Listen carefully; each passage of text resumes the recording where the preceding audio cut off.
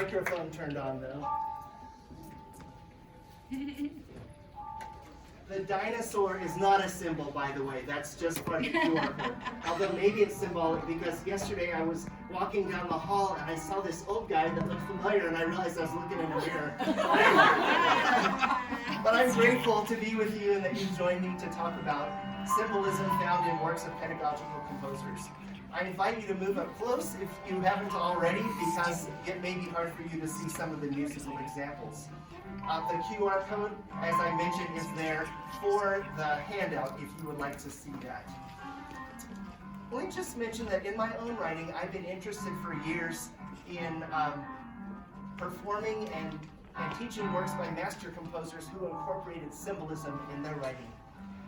And then I thought maybe other composers like me had started to incorporate these symbols too into their pedagogical writing. So I'm grateful for many of the composers who have provided me with examples from their writing, and thank those who are able to join us today. In searching for examples, I decided to focus on several categories of symbolism, all of which can be used to make a piece programmatic, which refers to something outside of music itself, like a scene, a person, an emotion. So we're going to talk first about quotation, which is where a composer quotes a pre-existing composition for symbolic purposes. And second, pictorial writing. A composer creates programmatic connections through pitch, harmony, rhythm, or other parameters of music. This technique is the instrumental equivalent of word painting, which was popular, for example, with 16th century madrigalists. Third, we'll talk about cultural references. A composer tries to depict music found in a certain culture, something that has become more controversial in recent years. And fourth, soggetto cavato. A composer derives a subject using letters from a name or a place to create a musical theme. And then finally, we'll examine a few miscellaneous means of symbolic representation that don't really fit into any of these other categories. I'd like to start our discussion of each type by first looking at how master composers use this technique, and then we'll see how pedagogical composers of today incorporate symbolism as well. So let's look at quotation first. Frequently, composers have borrowed musical material from a previously composed work in a number of ways, including first, just quoting the melody alone. But also, another way would be quoting multiple voices of a composition, and then finally quoting a progression or texture that clearly reminds us of a previous work.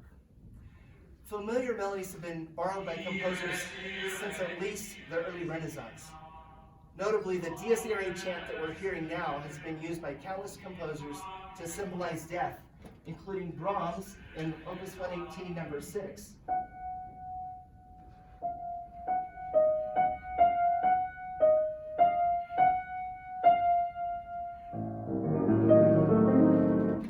And also, Sweeney Todd, there's lots of things that Sondheim, lots of instances of where he used the Dies Irae chant. And I think I included the YouTube link because it's a really interesting presentation that a young man has put together on the Sweeney Todd. Robert Schumann is also known for quoting pre-existing works. In Papillon number 12, his symbolic quotations require us to understand that Papillon was based programmatically on the masked ball scene from Jean-Paul Richter's novel Flegeljahre, where two brothers are vying for the affection of a young woman, Vina. This scene with dance and romance leads Schumann to symbolically quote the 17th century tune Großvatertanz, grandfather dance, with lyrics describing the grandfather's wedding.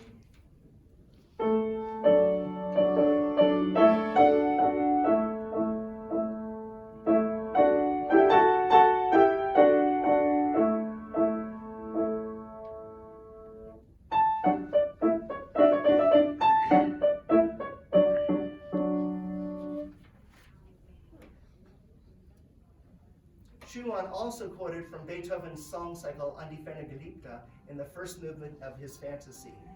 The translation of these words, "Accept then these songs I sang for you, beloved. Sing them again at evening to the lute's sweet sound," surely expressed Schumann's feelings toward his beloved Clara, whom he was hoping to marry. And right where the adagio starts there, we hear that quote.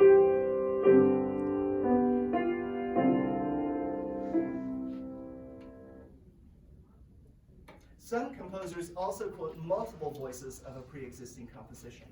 Renaissance parody masses took more than one line from another polyphonic work and incorporated them into the mass, changing words and sometimes adding additional lines. Recent piano works using direct quotation of previous works include what we're hearing now, Crumb's Dream Sequence from Macrocosmos, which quotes the B section of Chopin's Fantasy Impromptu.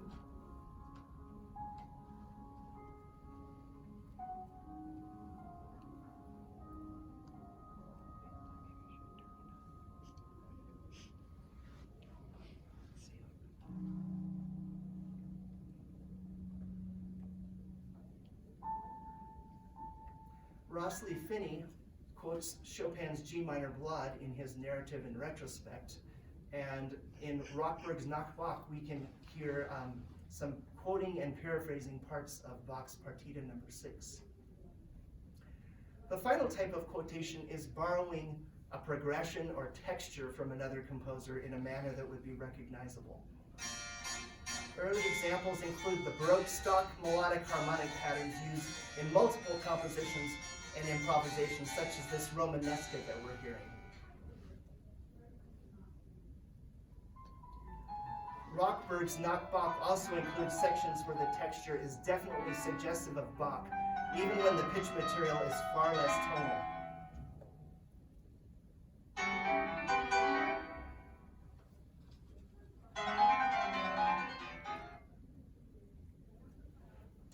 As we now turn to quotation in the works of pedagogical composers, we observe that they also quote melody only, multiple voices, and progression or texture.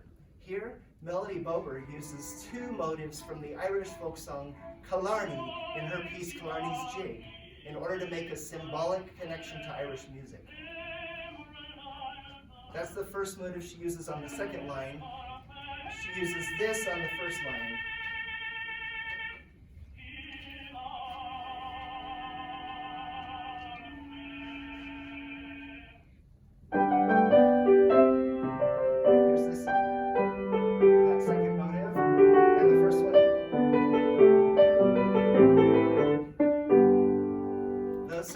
Hidden motives, right? We wouldn't recognize Killarney in that by just looking at it. Chris Goldston also quotes from pre-existing tunes in Amber Waves, where he borrows motives from three pre-existing melodies in order to create an Americana kind of feel. First, Amazing Grace, and then America the Beautiful, that morphs into Simple Gifts.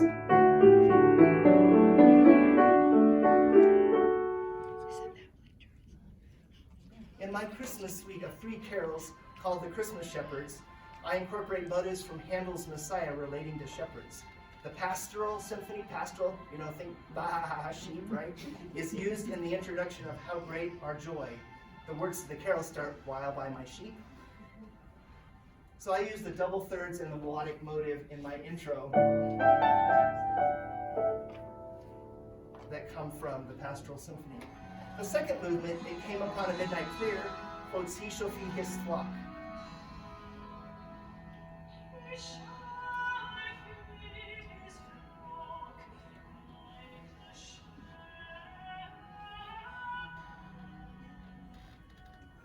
My intro.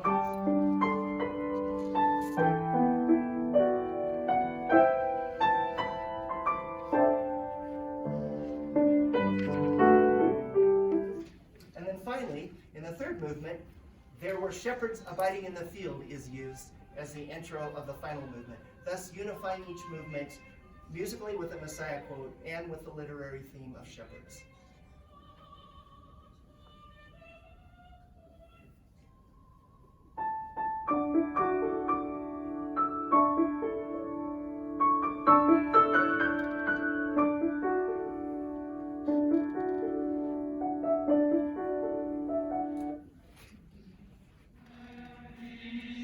Another more advanced arrangement of How Great Our Joy, the first song that we heard with the Christmas Shepherds, I choose to incorporate a Gregorian chant, Quem vidistis pastores, whom have you seen, shepherds, in order to connect the theme of shepherds with the universally recognized body of Gregorian chant. I do that first in the introduction. And then my coda is the entire chant.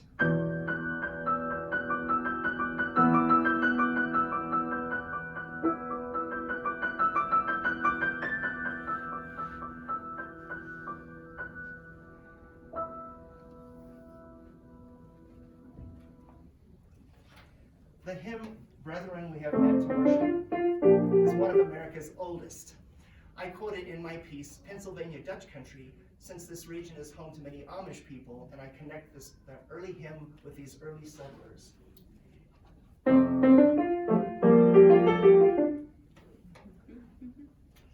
The second movement of my suite, A Walk Through the Valley, utilizes Dies Irae. Let me make sure I didn't skip anything. Okay, sorry. Because I'm afraid of heights. And so I was thinking Yosemite heights. My son climbs, not me. So here's the trio. This is a trio that I wrote as a commission for the From the Pen to the Premier MTNA program. And it's a trio for piano and viola and cello. There's my Dies Irae. I got these two slides out of order, so I'm sorry. In the movement Urubamba, which is the valley that's below Machu Picchu in Peru, I use the Peruvian national anthem.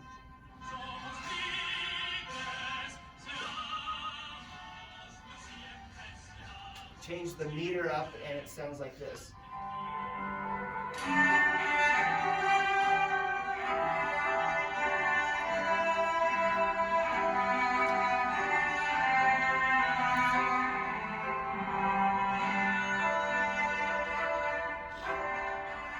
I'm going to keep coming back to this work because it's one of the most symbolic pieces I've ever written. The final movement, named for the Swiss Valley Lauterbrunnen, includes references to Switzerland, including this quote from the William Tell Overture, since William Tell was a legendary Swiss hero.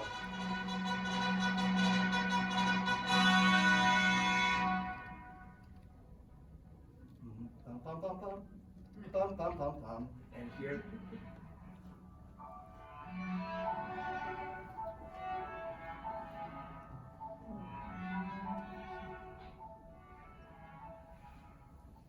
Also, Valley de Obermann from Liszt's Years of Pilgrimage is about a mythical valley in Switzerland and seemed appropriate to use in this piece. Thanks to my student Adam Gates for his recording here. I started to apologize for taking Liszt's haunting, brooding theme and turning it into a polka. This is not my polka, this is just a polka. But I realized that Liszt was a forerunner in the technique of thematic transformation, and I thought maybe he would have done the same thing. Oops.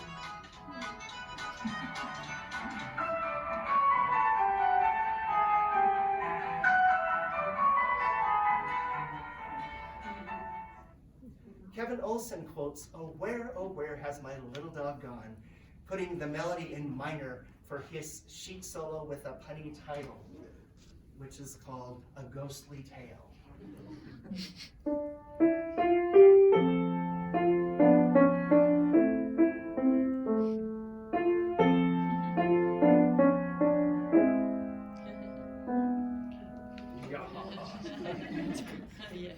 Pigalle happens to be the red light district in Paris where the can-can was often performed.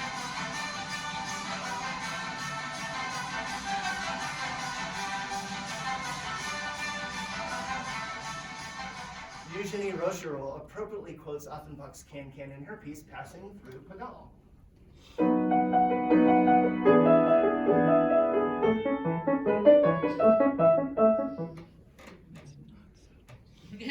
So now moving on to the third type of quotation. Pedagogical composers also sometimes take multiple voices from previous compositions.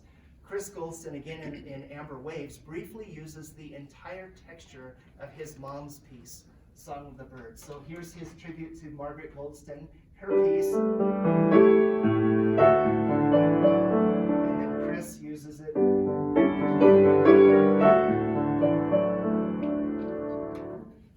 I think that's a touching tribute. My Wyoming Landscapes suite includes Old Faithful, named, of course, for perhaps the most famous geyser in the world, or at least in the US. So it seemed appropriate to quote more than one voice of another fountain piece, Ravel Jadot.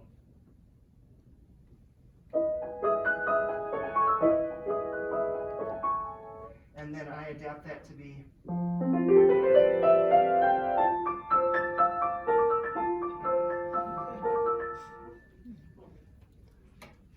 Catherine Rollin shares this beautiful theme, now playable in a simplified texture for our intermediate students, taken from Granados' Quejas o La Maja y el Ruiseñor, found in Goyescas, and translated as Complaints or The Maiden and the Nightingale. We hear Granados playing a snippet of his own piece here.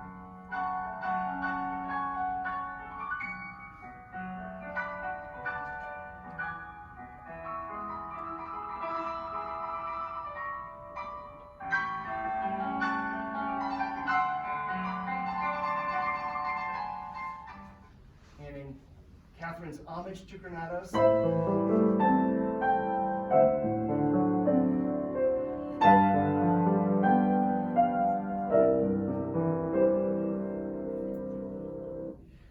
sorry to keep leaving you hanging, but I know you're going to just want to rush out and buy these pieces so you can find out how they end.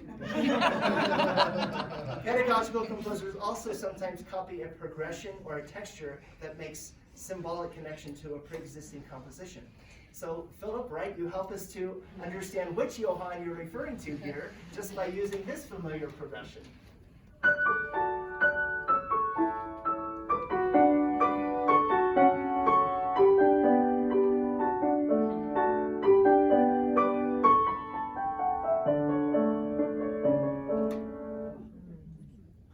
Also imitates the Chopin E minor prelude in his I'll Be Home for Christmas.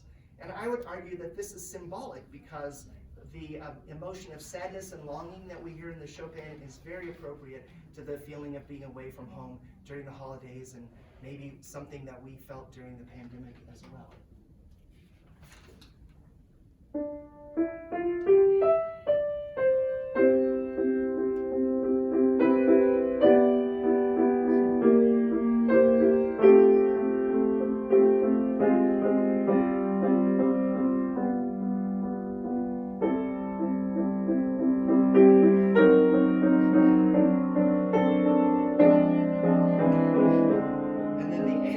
Also like Chopin's.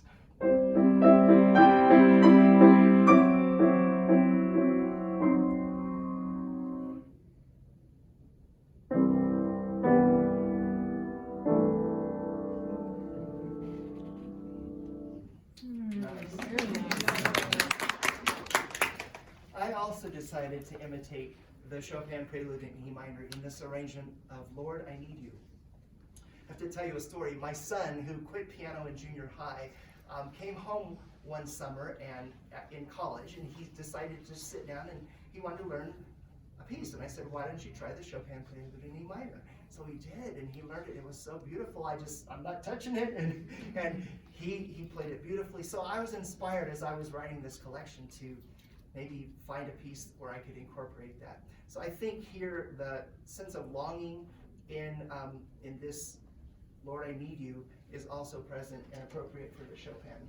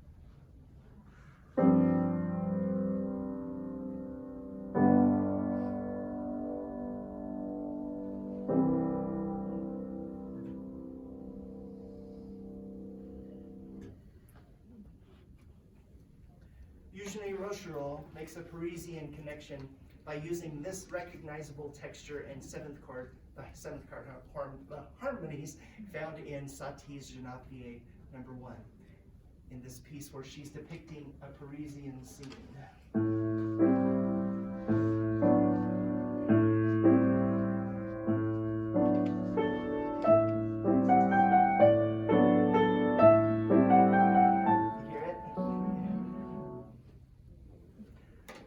Let's move on to our second type of symbolism, which is the use of pictorial writing, or maybe we call it word painting for piano. Many classical composers use pictorial writing in their programmatic works, where, for example, a scene might be suggested by imitating church bell intervals in tessitura, or writing a higher ascending line for heaven, or going up a mountain, or a low descending theme to represent a valley. Schubert uses spinning wheel motives in the piano accompaniment of his lied Gretchen am Spinnrad, Gretchen at the spinning wheel. The right hand plays a circular spinning pattern, and the left hand is imitating the treadle, the pedal that keeps the wheel spinning.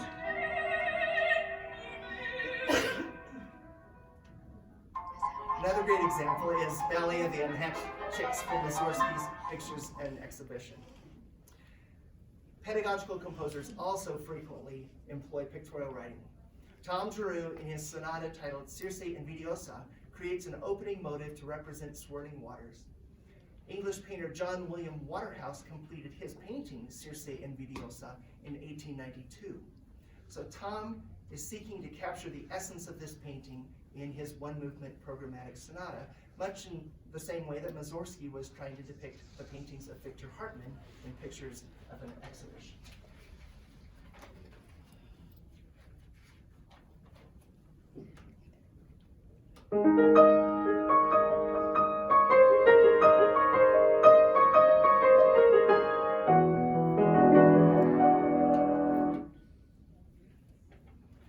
I might mention that Catherine Rollin has many great pictorial representation in a brand new collection that she has self-published called Museum Masterpieces. So if you are a fan of Catherine Rollin, as I'm sure many of you are, you might want to take a look at that. But here I'm going back to an older work, which is her Museum Masterpieces Book 3. And she uses two pictorial references here. First of all, a 16th note pattern to represent Van Gogh's circular swirling brushstrokes in his famous painting Starry Night.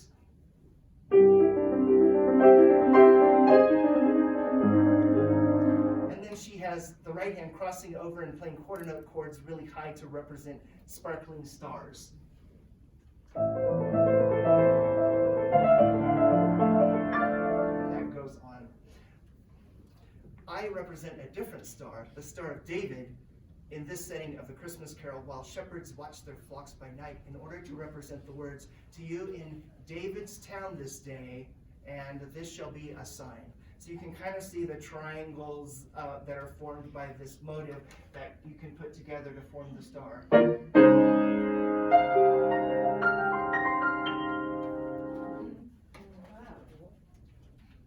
Tom Giroux also effectively depicts a startling scene in Attack of the White Grizzly. In the opening measures, one can hear someone running from the bear and then scampering up a tree. Oops, I didn't go far enough. Higher in the tree. Let's just pretend that bears can't climb, okay? Rain, depicted by so many composers, is heard at the beginning of Tom's Autumn Rain.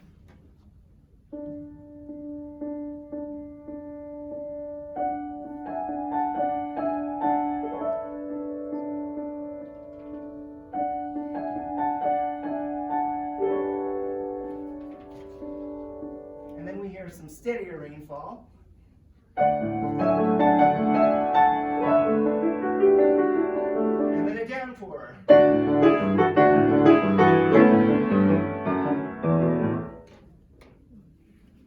Joyce Grill, like 20th century French composer Messiaen, effectively imitates birdsong as she transcribes the loon's call.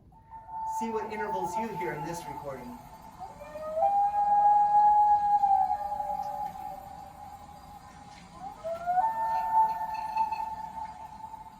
Joyce has transcribed the loon sound as a rising fourth, and and then continues to use fourths in her harmonies. All these wonderful chordal harmonies.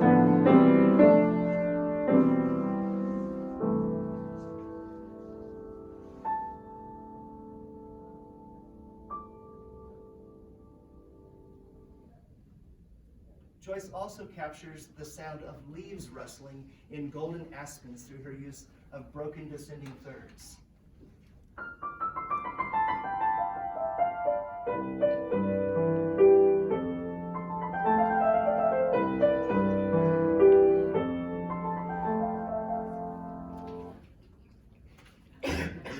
Like Tom Drew, Philip also wrote a rain piece using the left hand to create a rain motive. Note the faster rain that begins near the end of the example.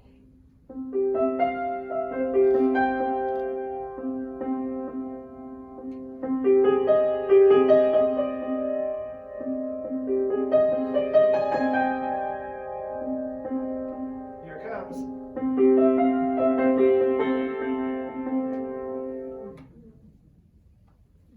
I also imitate rain to capture the lyrics, "He sends the sunshine and the rain" in this hymn arrangement.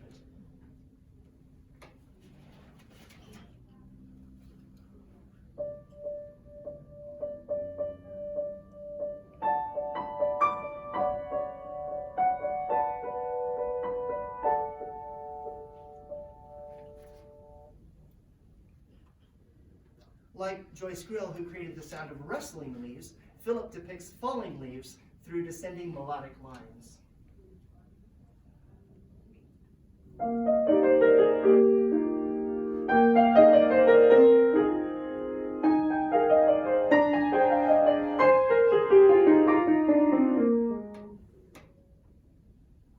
I imitate a nature scene in my second Old Faithful composition. At the beginning, Old Faithful begins to bubble. Then it erupts. And you hear the water falling down. The original title I had proposed for Wildlife in the Valleys, the final movement of Adventures in Yellowstone, was Bison and Wolves and Bears, oh my. So at the beginning, we're introduced to howling wolves.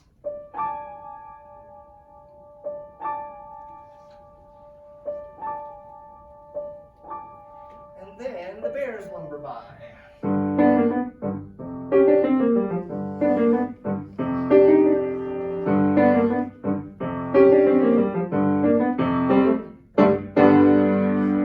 Finally, we meet the bison stampeding through the park.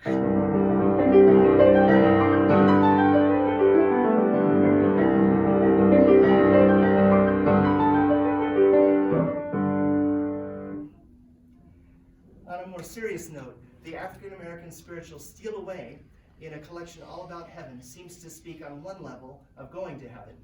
I try to create the sound of an angelic trumpet as the song lyrics read, "The trumpet sounds within my soul."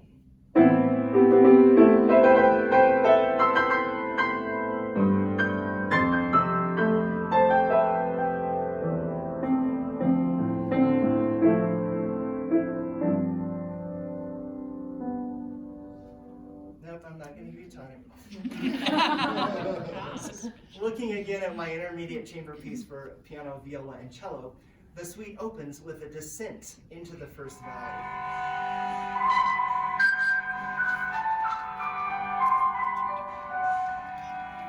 And then the final movement, we hear an ascent out of the valley.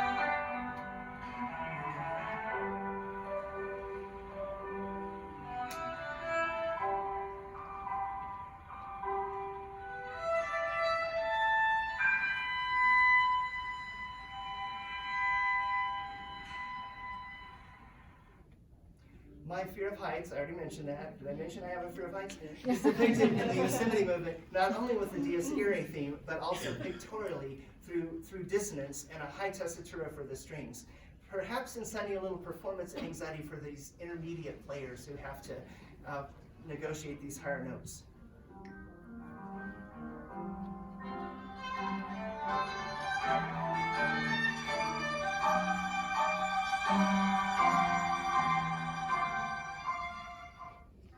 The final movement, featuring the Swiss Valley Lauterbrunnen, opens with my depiction of the church bells that my wife Judy and I heard outside of our hotel window.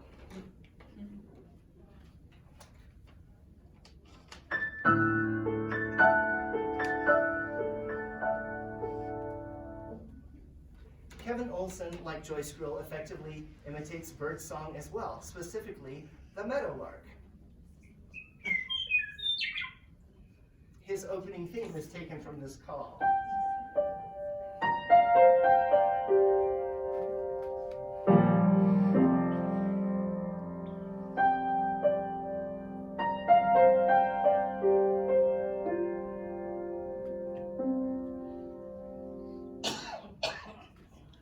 Finally, Robert Vandal uses an extended technique to create ghost sounds by silently depressing keys on the piano, allowing the overtones from the left-hand notes to ring in these open strings. Let's see if we can hear it in this room. Here, I'm depressing a D minor triad.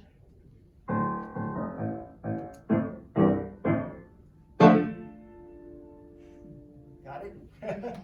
Pretty cool. And finally, our last example of pictorial writing is Vandal's effective hand-over-hand imitation of a somersault. Oh, not that noise. That's what happens if I try to do a somersault. Can't do that anymore. Well, let's move on to our next category of symbolic writing, which is cultural references. The use of cultural references by master composers is not difficult to find. Debussy in Estampe takes us first to Japan in Pagode and then to Spain in Granada. Debussy makes more controversial cultural references in some of his depictions of music originating in the United States, including Minstrels, a depiction of the American minstrel show featuring white actors in blackface. While Kiyoshi Tamagawa, in his excellent article, Chopsticks, Gollywogs, and Wigwams, refers to minstrels as the most innocuous of three Debussy pieces reflecting African American music, he finds the other two pieces more problematic. Since Gollywog's Cakewalk depicts a doll that has come to represent an offensive racial stereotype, Tamagawa feels that the student who studies and performs this piece unwittingly participates in disseminating a discredited image of prejudice. Of Le Petit Nègre, Tamagawa rightly states that no English speaker finds this an acceptable title today. Ginastera, or Ginastera, let's argue about pronunciation afterwards, I've done some research, remains closer to his own home as he references music from Argentinian culture. His first piano sonata includes an imitation of the gaucho, or cowboy music that's found in the Pampas region, which can be seen as illustrating his own culture. But in his second sonata, he expands his exploration of style by incorporating musical elements of Argentine indigenous people, in which he references music from his own country that extends beyond his specific culture. And I believe he included these cultural components out of admiration and respect for these people groups, but maybe, as teachers and performers, an important next step could be we take a trip to Argentina and maybe we investigate how the indigenous people feel about his emulation of their music. I think we can all learn a lot from each other on these things, and they're tough decisions, but they're questions that are being raised, and we're learning more about it even at this conference. Pedagogical composers also regularly turn to other cultures in seeking creative ideas for new pieces. While we can find inappropriate examples from pedagogical works in the past, it seems that contemporary pedagogical composers are attempting to respectfully engage the cultures they reference. For example, Dennis Alexander imitates indigenous American music in Pope's Rebellion. Having context for this piece helps us to understand Dennis's choice of content. First, Dennis lives in New Mexico and wrote this piece to commemorate a revolt in 1680 by the Pueblo people against their Spanish oppressors. He uses pentatonicism, which, since found in many world areas, might initially seem to be just a stock device for representing native music. But however, in listening to a few recordings of Pueblo people singing Pueblo music, I heard the exclusive use of the traditional pentatonic scale, which seemed to me to validate Dennis's choice of pitch material.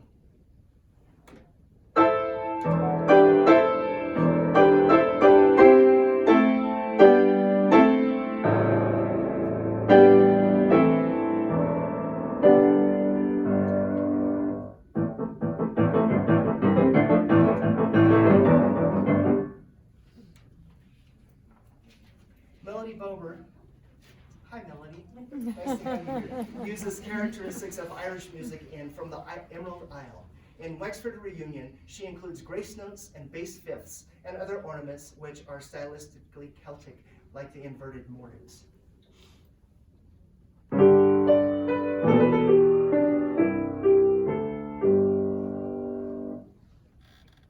Some scale alterations used in Celtic music include using Aeolian instead of minor and Mixolydian instead of major. In Melodies Ballad for Belfast, we see the use of both modes. First, Aeolian, and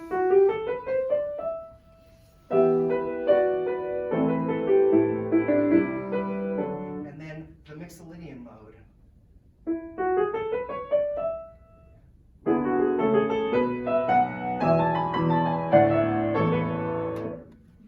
The Scotch snap, that rhythm we just heard, da-da, da-da, short, long, is also a Celtic characteristic, and then this compound meter of 6/8 is something that we would find in the Irish jig. Think final movement of a Bach suite, right? Jig, which is French for jig. In Grand Canyon Fiesta, I engaged Latin American musical culture by using Latin rhythms, notably a cha-cha rhythm in the first box and a tango rhythm in the second one.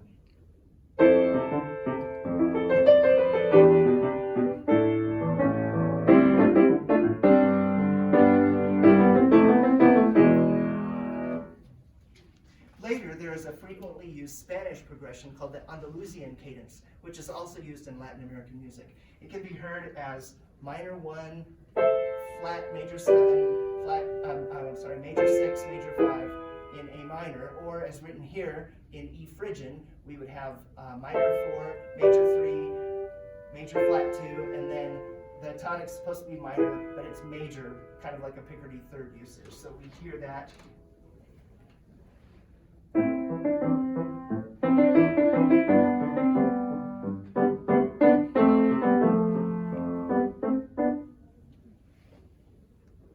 In my chamber trio, A Walk Through the Valley, I imitate 2 instruments used by indigenous people in South America. This recording has a charanga, which is like a ukulele-like instrument, and then the quena, a wooden flute.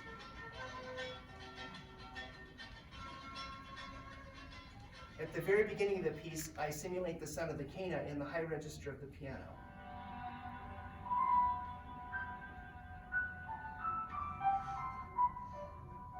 And Ginastera also imitates this instrument in his second sonata. And then later on, I imitate the charanga, and the violist actually takes the viola and strums it like a ukulele.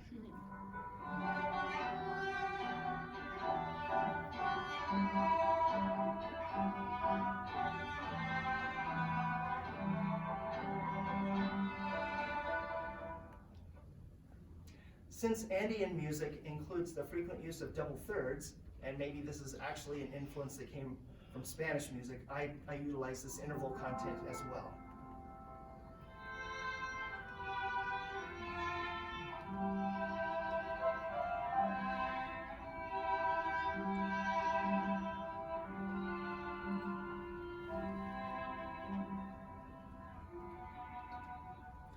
In the Swiss movement, I try to imitate the Alp horn, which is that Swiss long wooden trumpet used by the shepherds to call their animals home.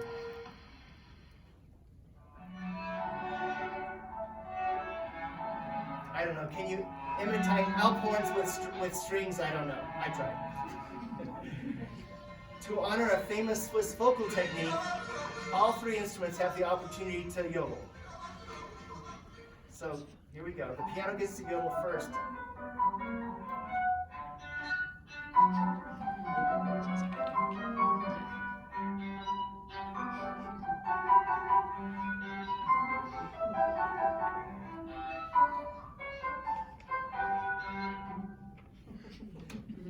In the Golden Pavilion, Chrissy Ricker seeks to depict a particular scene, a Buddhist temple in Kyoto, Japan. She creates this effect by using the traditional pentatonic scale, perhaps most similar to the Japanese Yon scale.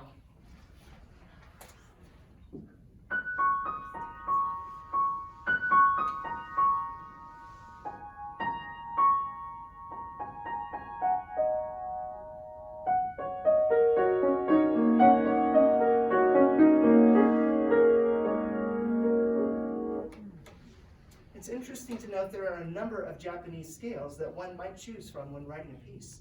I had a composition student once who wrote a set of pieces on bonsai trees. Each movement was a different bonsai, and he researched the various Japanese scales and picked a different scale for each of the trees. So, in The Running of the Bulls, Ricker captures the Spanish scene by including this Andalusian cadence again.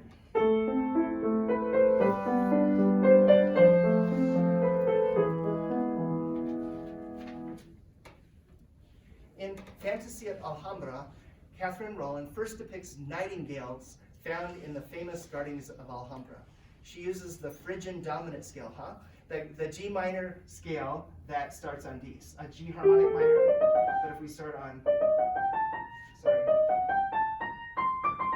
I think that's it. So that's the scale that she's using here to evoke the Moorish presence in Spain.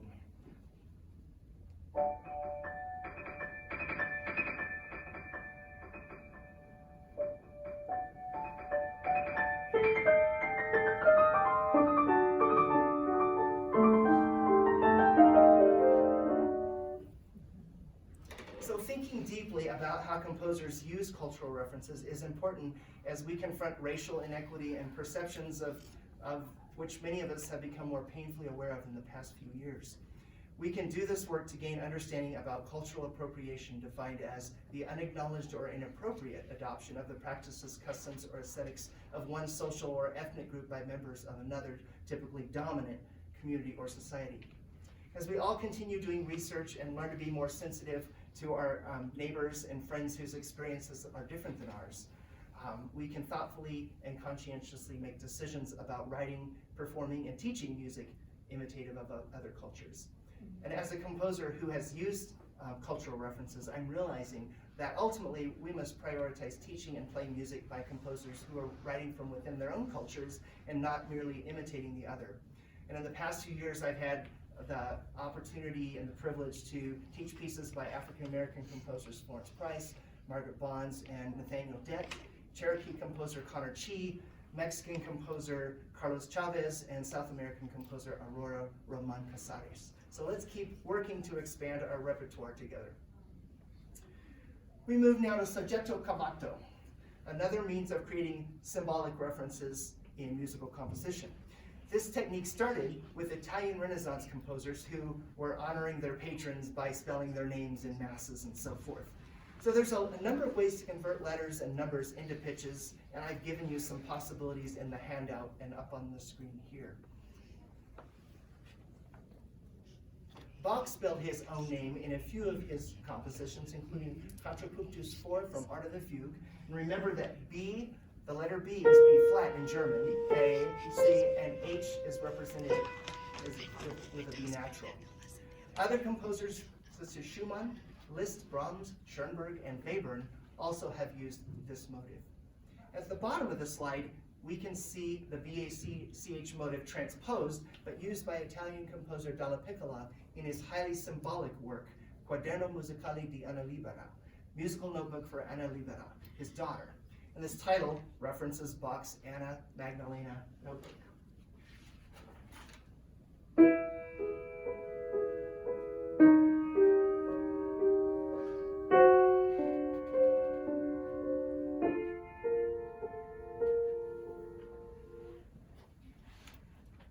Schumann also uses soggetto cavato in his writing.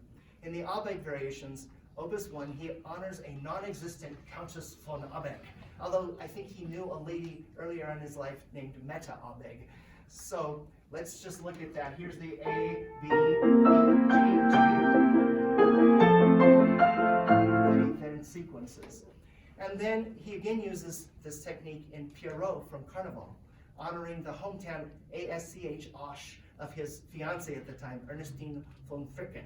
So it's written as, we can see it, he starts with the motive, but it's actually literally the pitches the second time he plays it in the second phrase. A, and then S is E flat, C, and then the C flat is the B natural. So we have the.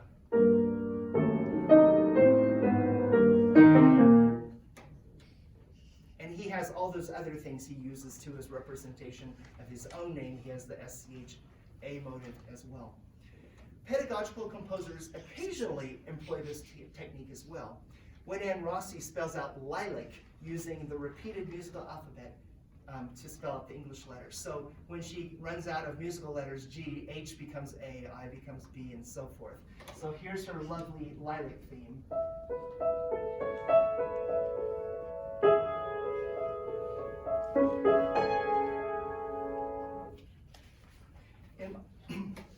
I need some water, sorry. In my writing, I've employed this technique in a number of compositions. In Reflections on Were You There, I do some name spelling to symbolize the lyrics, were you there when they laid him in the tomb? And since Joseph of Arimathea was the guy who provided Jesus' tomb, I try to spell his name with musical letters and solfege syllables to create an ostinato theme.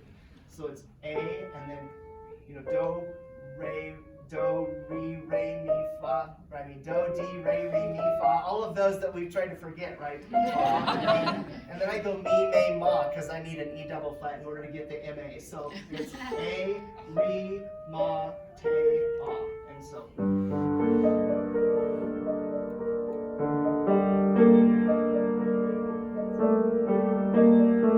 And so forth.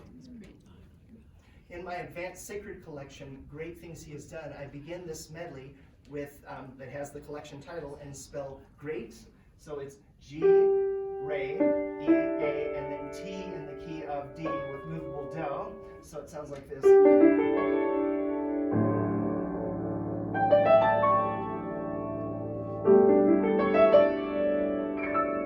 then we have G, R, A, C, E. In Seattle Summits from My Sweet Wonderful Washington, I spelled the city name using solfege letters as well. S-A-T, land.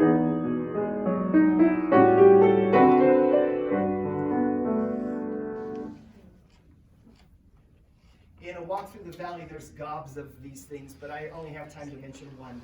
My wife's best friend, and both of you had a friend named Leslie Garman, and Leslie's, her married name is Garman because her, because she got married. She chose her husband's name. But the Garmans were missionaries in Peru, and so in the Peruvian movement, I spell their name at the very end. G-A, re, mi, A, and then the N is null, so that's a rest.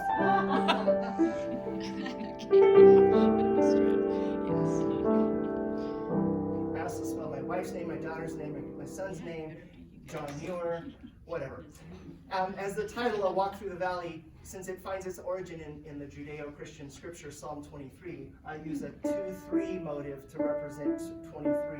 So you kind of hear that here.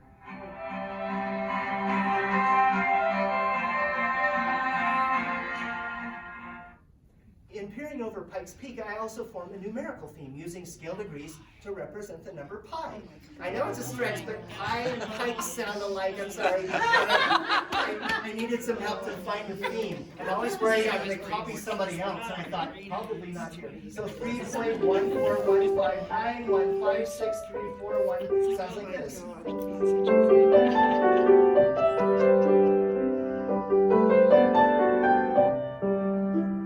So kind of nice theme, right? Pi is a pretty good number. Well, let's close by pointing out just a few miscellaneous gestures a composer might use. A composer might use key or pitch to create symbolic meaning, like Schumann did in the Gretchen am Spinnrad. He's moved from D minor now to F major to represent her love for Faust. All right? And then I don't think this is going to come out on these speakers, but Wagner in the ring cycle retunes the basses to be below the range of the instrument to represent being underwater.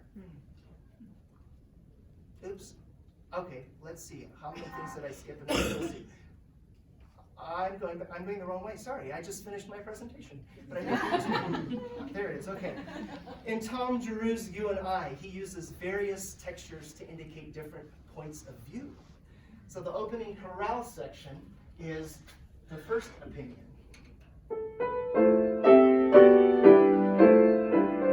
And then he moves into a second opinion, which is a flowing opinion.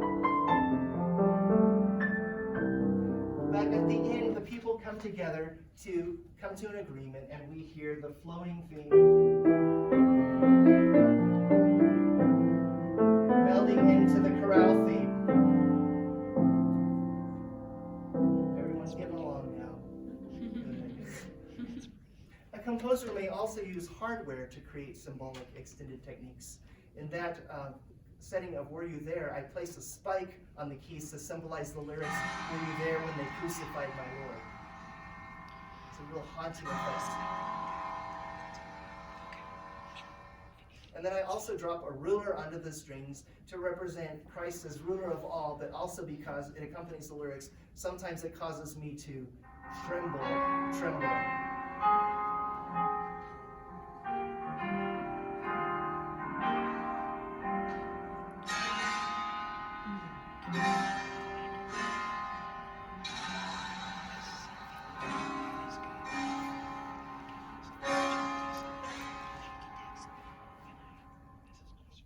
A composer may also use the rhythm of spoken words to create symbolism, even in an instrumental piece.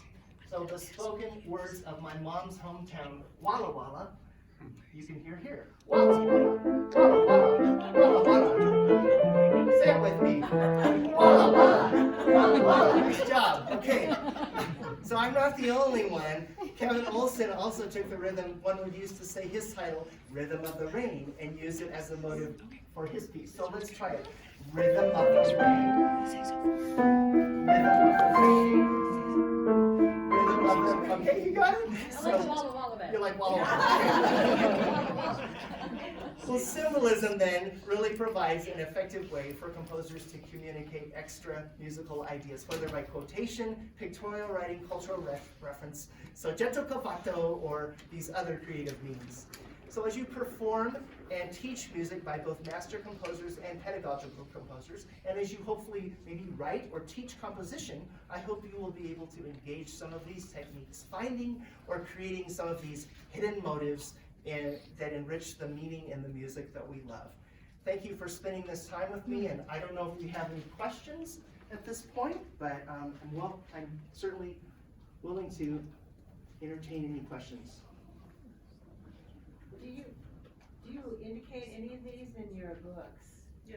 No, especially if it's a copyrighted thing I quote, I would never tell you that.